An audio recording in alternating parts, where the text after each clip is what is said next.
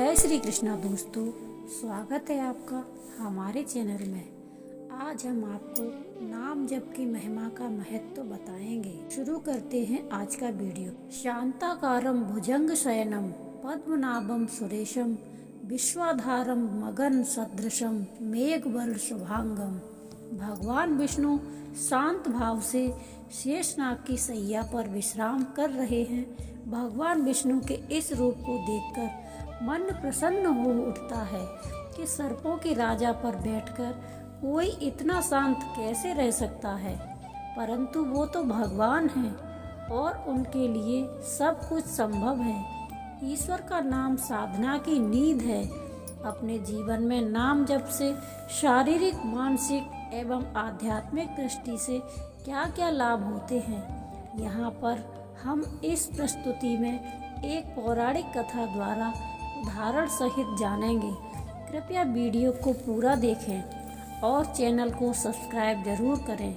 विलंब न करते हुए आरंभ करते हैं। वर्तमान में अनेक लोग दुख को भूलने के लिए मद्यपान करते हैं, परंतु मद्यपान दुख को भूलने का साधन नहीं है। दुख के परिहार के लिए नाम जप करना ही उपयुक्त है। एक बार की बात है, वैकुंठ लोक में भगवान विष्णु के पास देवर्षि नारद गए और भगवान से जिज्ञासा प्रकट की। वह बोले कि हे भगवान, मैं नाम की महिमा जानना चाहता हूँ। भगवान ने कहा कि मेरे नाम की महिमा जानना चाहते हो तो मृत्यु लोक में जाओ और किसी कीड़े के सम्मुख जाकर मेरे नाम का उच्चारण करो। नारद जी मृत्यु लोक में गए और देखा एक कीड़ा अपनी स्वाभाविक गति से रेंग रहा है। नारद जी ने उसके सन्मुख भगवान के नाम का उच्चारण किया। कीड़ा उसी क्षण मर गया। नारद जी भगवान के पास आए और निंदा करने लगे कि भगवान, आपका नाम सुनते ही वो कीड़ा तो मर गया। भगवान मुस्कुराए और कहा, मृत्यु लोक में पुनः जाओ, वहाँ फूल पर तितली बैठी होगी, उसे मेरा पावन नाम सुनाओ। नारद जी मृत्यु लोक में गए और देखा कि एक फूल पर मस्ती से एक तितली बैठी है। उसे भगवान का नाम सुनाया और भगवान का नाम सुनकर तितली भी मर गई। नारद जी फिर भगवान के पास गए और कहा, भगवान, आपके नाम को सुनते ही तितली तो मर गई।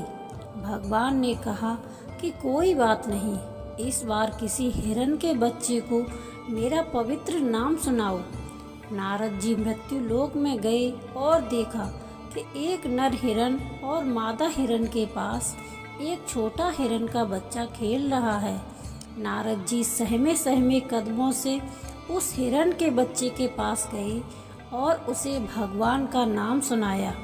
भगवान का नाम सुनते ही वह हिरण शावक भी मर गया। नारद जी यह सब देखकर दुखित हो गए और भारी मन से भगवान के पास जाकर कहा, भगवान, यह सब मैं क्या देख रहा हूँ।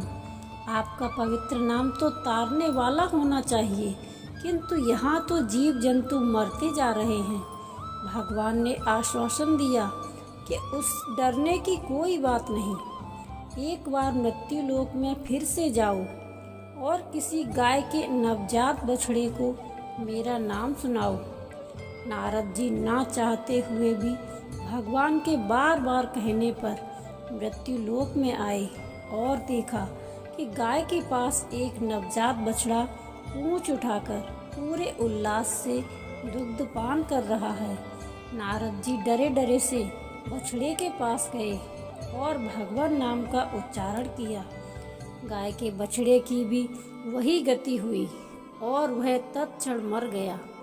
नारद जी दौड़े दौड़े भगवान के पास आए और कहा, भगवान, बंद कीजिए अपनी यह लीला, मुझे नाम की महिमा नहीं जाननी। आपका नामोच्चारण तो जीवों को मार रहा है, मेरी और परीक्षा मत लो। भगवान ने कहा, शांत हो जाओ ऋषिवर, एक बार मेरे कहने से मृत्यु लोक में फिर जाओ और इस बार जीव जंतुओं पर नहीं, मनुष्यों पर मेरे नाम का प्रभाव देखो। काशी नरेश के यहाँ एक पुत्र हुआ है। उसके कान में मेरा अलौकिक नाम सुनाओ। नारद जी बोले, भगवान आप मुझे कहाँ भेज रहे हैं? मैं कलंकित हो जाऊंगा, मुझे लोग हत्यारा कहेंगे।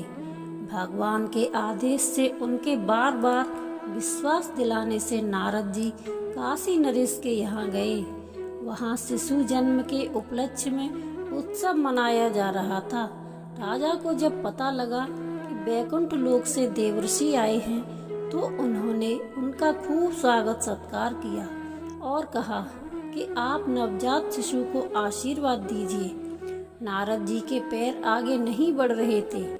भय से व्याकुल वे शिशु के समीप गए और उसके कान में दिव्य भगवान नाम का उच्चारण किया।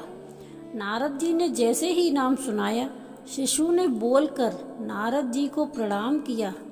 नारद जी आश्चर्यचकित एवं गदगद होकर बोले, हे बालक, तुम कौन सी शक्ति से बोल रहे हो?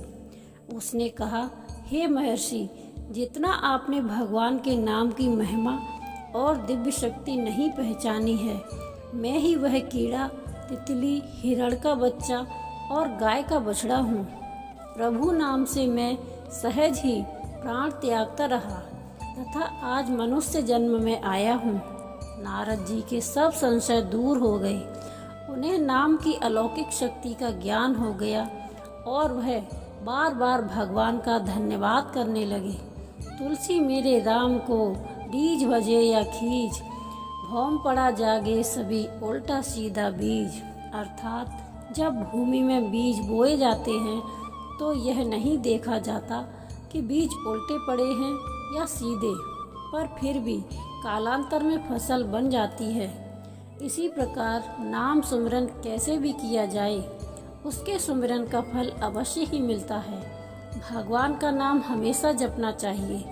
यह आवश्यक नहीं कि मुख से भगवान का नाम जोर जोर से बोला जाए, अपने मन में भी ध्यान करके भी भगवान राम, श्री कृष्ण या जगत गुरु भगवान शिव जी का नाम जपा जा सकता है।